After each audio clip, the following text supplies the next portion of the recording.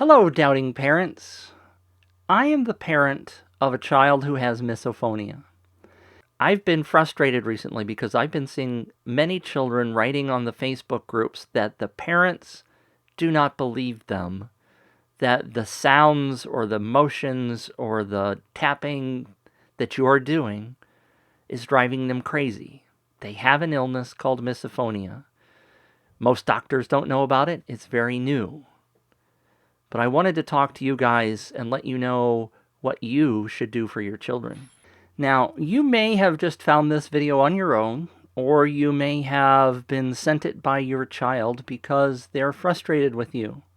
Misophonia is a real thing. Some people have wondered why it's so new or hot. It's really just started to be analyzed by the medical community. If you go to any doctor, they're going to say, I've never heard of it. It's very rare in the medical industry to find somebody who knows about misophonia. There have been a couple of TV shows. 2020 covered it. I think it was NBC Today's show which recently covered it. There are several other videos that are out there. So have a look around. If you're really curious, join the Facebook for Parents with Misophonia group. That's probably not the right title. It's probably Misophonia Parents or something. Here's my point. Believe your child. When my daughter first jumped up and ran away screaming from the dinner table because we were slurping and chomping and we were banging our forks on the plates, we thought she was a little bit off. We didn't quite understand it. The typical response from parents is, hey, just get over it. Deal with it. We're all going to make these sounds and you have to live with it. And that's sort of true. They do have to live with it. But what you don't understand is that it isn't just something they wanted to have. It's a problem in their brain. The neurons are firing and there are activities happening in their brain which cause anger or frustration or a whole variety of different responses. Some of them are minor. Some of them are really escalated into anger, and some people even hit and are violent. We obviously don't want that to happen. What I would like you to do is to realize that they're not lying to you.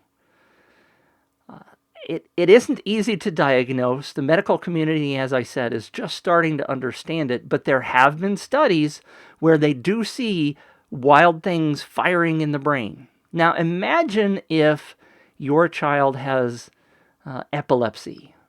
One day they're fine, and then the next day they're laying on the floor, flopping around. They're having an epileptic seizure, and it scares the living daylights out of you. You know there's something going on in their brain that's not quite right. And so you take them to the doctor. Maybe you even take them to the emergency room.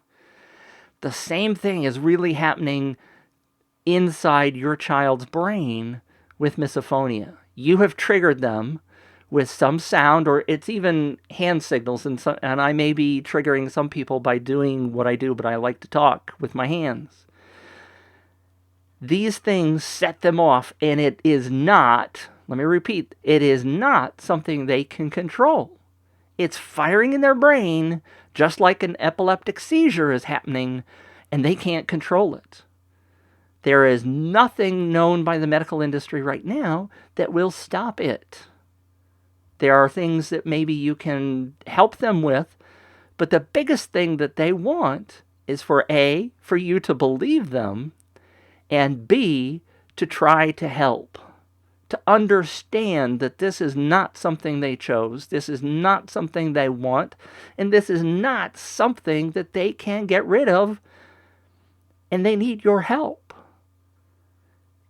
Please, please take a moment and tell your child you understand and that you want to help them, just like you would if they had an epileptic seizure in front of you. You would want to help them. This isn't maybe as severe, and most people don't see it physically happen, but it is something that is very important to your children. You need to help them as if you were loving them, and would help them in any other medical situation. There are Facebook groups that you can join. There are teen groups for the youth that they can join over on Facebook. There are many websites. If you go to misophonia-association.com, they recently had their very second annual convention, which my family went to. There are lots of people trying to help, but you have to believe in your child. Don't treat them as if they're crazy. They're not. Trust your child. Help them. Find a way to love them even when they're screaming at you. Let them go. The biggest thing that most people are saying is, let me just go find my peace until I can come back and talk to you. Right now, I am so angry. My body is reacting so severely that I can't control it. So just let them go in peace. Tell them that you love them on the way. Maybe that will help a little tiny bit. Hug them when they get back. Tell them you understand and that you're going to work on it. We've also just launched a new website that is a Wikipedia kind of thing where we're going to hopefully get a whole bunch of people contributing. It's called Misopedia.me. That's Misopedia, Pedia.me. We're going to be pointing to all sorts of things that we can find on the web, research, organizations, groups, forums, all those kind of things. Consolidate all that information in one place to try to give you the best resources we can possibly find to help you and your children. But please, please, please understand that they are struggling with this. They don't want it. And you, as a parent, need to love them and help them. Thank you very much. You can write me if you want. I am at planetmitch@me.com. I will be happy to talk to you if you need some additional information or have some questions. Hopefully you can just go to our website at misopedia.me. And thanks for listening to your child. Help them as soon as you can.